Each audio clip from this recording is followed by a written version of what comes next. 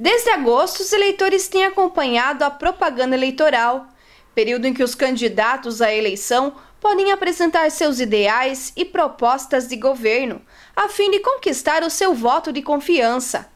Uma enxurrada de informações pelo rádio, TV, jornal, internet e até correspondências chegaram à porta de sua casa.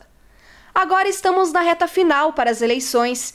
E aí, você já sabe para quem votar? Ou ainda ficou com mais dúvida? Para alguns está decidido já, mas para a maioria está bem deciso ainda. Para mim está bem difícil, eu ainda não consegui decidir meus candidatos. Eu já tenho certa idade, então a gente analisa já há muito tempo o que a pessoa faz e o que a pessoa não faz, né? Porque não adianta muito ir nem conversa, porque na hora de política todo mundo promete, depois ninguém faz nada, né? Mas é difícil, né? Está sendo difícil. Tá bem difícil. Tem muitos candidatos também, né? Quanto maior o número de candidatos, pior é pra gente fazer a escolha, né? O Tribunal Regional Eleitoral incentiva a adoção do voto consciente. O conceito impõe que deve-se escolher aquele candidato que a pessoa julga ser melhor para governar ou legislar. Isso sem influência de terceiros ou sob efeito de benefícios. A consciência do voto é de responsabilidade de cada eleitor, ou seja, é individual. Para que a escolha seja feita com seriedade, o eleitor poderá seguir alguns critérios, explica este cientista político. Em primeiro lugar, busque conhecer os ideais do partido político do candidato.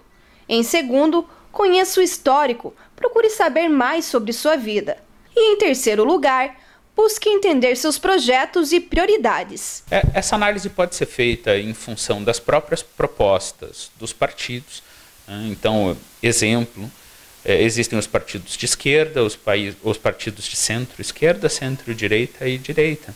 E os ideais de cada um desses partidos são definidos nos seus estatutos e nas suas próprias campanhas.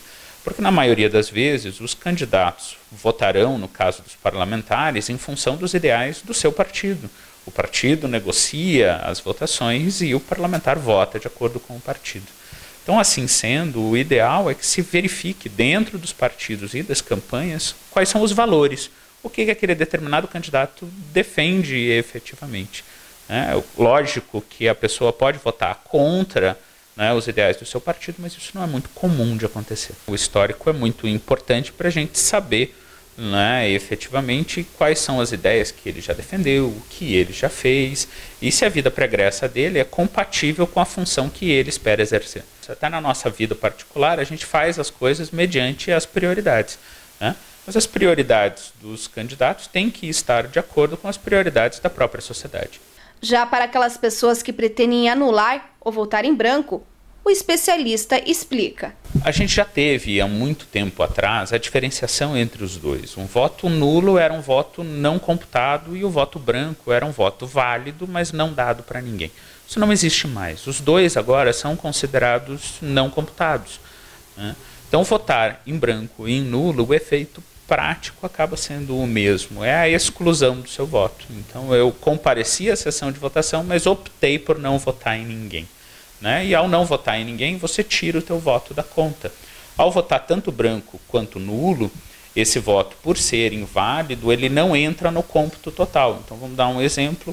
Numa eleição majoritária, como é o caso de presidente, governador e senador, votar branco e nulo, você, na verdade, tira o seu da conta e aumenta o percentual de todos os que estão ali. Eu espero que todo brasileiro compareça às urnas, cumpra com a sua obrigação, mais do que isso, é um direito de todo cidadão de escolher os seus representantes e que vote com consciência naquele que efetivamente ele acredita que pode produzir o melhor para o Estado e para o Brasil.